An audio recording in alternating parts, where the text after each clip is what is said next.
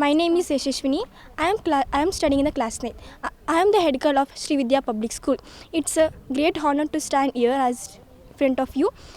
It's my responsibility to take the whole captains, cabinets of leaders. Then we will give the better place to our school.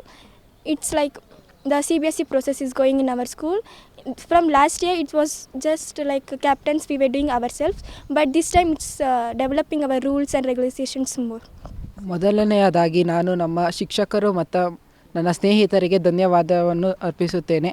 ಕಳೆದ ವರ್ಷಕ್ಕಿಂತ ಈ ವರ್ಷ ನಮ್ಮ ಸ್ಕೂಲಿನಲ್ಲಿ ತುಂಬ ಚೆನ್ನಾಗಿ ಎಲ್ಲ ಫಂಕ್ಷನ್ಸು ಪ್ರೋಗ್ರಾಮ್ಸು ನಡೆಸಿಕೊಳ್ಳುತ್ತಿದ್ದಾರೆ. ಇವತ್ತು ನಮ್ಮ ಸ್ಕೂಲಿನಲ್ಲಿ ಇನ್ವೆಸ್ಟ್ ಟೀಚರ್ಸ್ ಸೆರೆಮನಿಯನ್ನು ಆಚರಿಸುತ್ತಿದ್ದೇವೆ. ಈ ಇನ್ವೆಸ್ಟ್ ಟೀಚರ್ ಸೆರೆಮನಿಯಲ್ಲಿ ಎಲ್ಲ ಹೆಡ್ ಬಾಯ್ ಕ್ಯಾಪ್ಟನ್ಸ್ಗಳಿಗೂ ಬ್ಯಾಡ್ಜ್ ಮತ್ತು ಸ್ಲ್ಯಾಶಸ್ ಕೊಡಲಾಗಿದೆ. ಜವಾಬ್ದಾರಿ ಏನು ಕೊಟ್ಟಿದ್ದಾರೆ ಹೆಡ್ ಬಾಯ್ಸ್ ಆಗಿ? ನಮಗೆ ಎಲ್ಲ ಜವಾಬ್ದಾರಿಯನ್ನು ಕೊಟ್ಟಿದ್ದಾರೆ.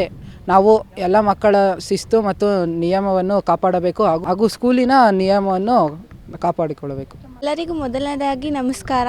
ನಾನು ನಮ್ಮ ಶಿಕ್ಷಕರಿಗೆ ಧನ್ಯವಾದ ಹೇಳುತ್ತೇನೆ. ಯಾಕಂದರೆ ನಮಗೆ ಈ ಅವಕಾಶ ಕೊಟ್ಟಿದ್ದಾರೆ. ನಾವು ಈ ಶಾಲೆಯ ರೆಸ್ಪಾನ್ಸಿಬಿಲಿಟೀಸ್ ಜವಾಬ್ದಾರಿಯನ್ನು ತೆಗೆದುಕೊಳ್ಳುತ್ತೇವೆ.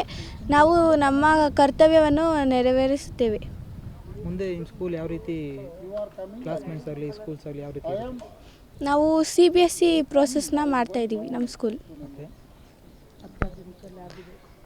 ಲ್ಯಾಬ್ಸ್ ಎಲ್ಲ ಡೆವಲಪ್ ಆಗ್ತಾಯಿದೆ. ನಾವು ಮುಂದೆ